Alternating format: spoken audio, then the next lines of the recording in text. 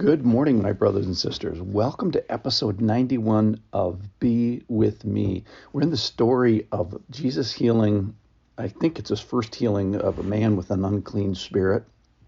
This is from Mark chapter 1. Let me read it.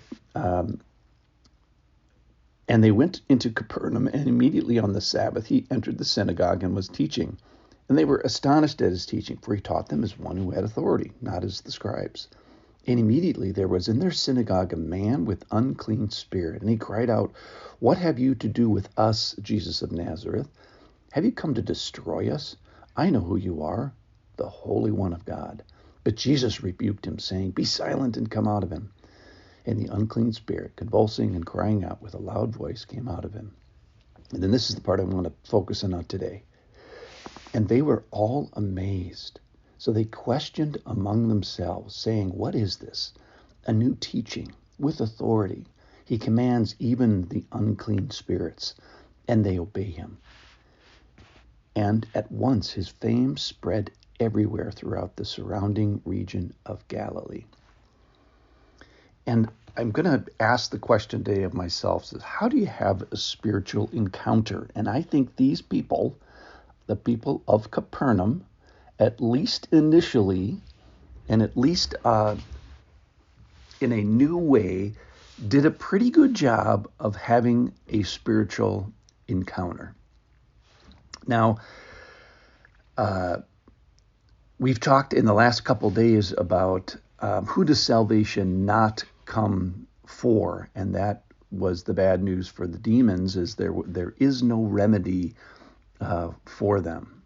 But of interest, it's almost as if the demon that Jesus encounters here has already been introduced with Jesus. He's already, got his business card, so to speak. They've already exchanged business cards at some point in the previous world or previous spiritual world, because the demon says to him, "I know who you are," and then identifies Jesus correctly as the Holy One of God. So the bad news yesterday was the problem is that demons don't have a way of remedy from their rebellion, which is the good news for us for when we fight and disobey and shake our fist at God. We actually have a way to get out of our mess, and that is Jesus comes to save us. And then they're amazed too at his authority, and we talked about that 2 days ago. Just about because he is the author, because he was there with Moses in the burning bush, he could speak in a different way, not as in a second person kind of way or third person, but in a primary authorship kind of a way. All right. So let's look at these people's response, because I think that's the key for me today was initial steps of a spiritual encounter, or how to have a spiritual encounter. First of all, they are amazed, and verse 22 says they're astonished at his teaching. And then when this little section wraps up, kind of in conclusion, it says, "And they were all amazed." So I think step one would be not unreasonable to be amazed. Remember, in this particular podcast, in my spiritual life, I think this is a really, really good emphasis, is that when you pick up your Bible, or when you go to church, or when you go to your Sunday school class, is plan to be amazed. Aim for it. My little saying is aim for awe. And here, aim to be amazed. That's a good place. That's, if you're not wondering, the title of this podcast is 7 minutes. The subtitle is 7 minutes of biblical wonder. Getting to wonder is a good start. It's not the end, but it's a very good place to start, rather than 7 minutes of biblical criticism or something like that. That's not what the Bible, in my opinion, is about. So number one, be amazed. Number two is this questions. So they were amazed, so they questioned among themselves. So then they brought up questions. That's step two, is wondering and asking a good question. Well, I wonder about this. Well, and another person says, well, I wonder about that. So getting to a question is a great step too, says I.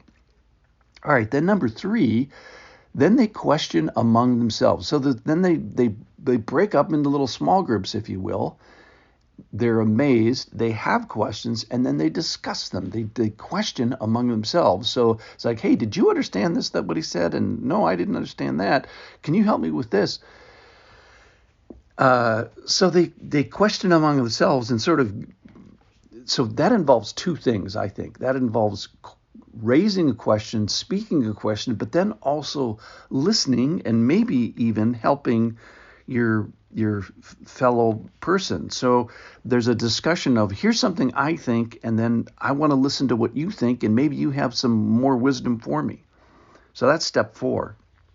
Step 5 is another question. What is this? A new teaching. Step 6 here is then this catalog, and then they catalog what they know, what they see. Number 1 is a new teaching with authority. And then second thing, so 2 things happen in this passage. One's the teaching, the first person teaching that Jesus gives in a new way.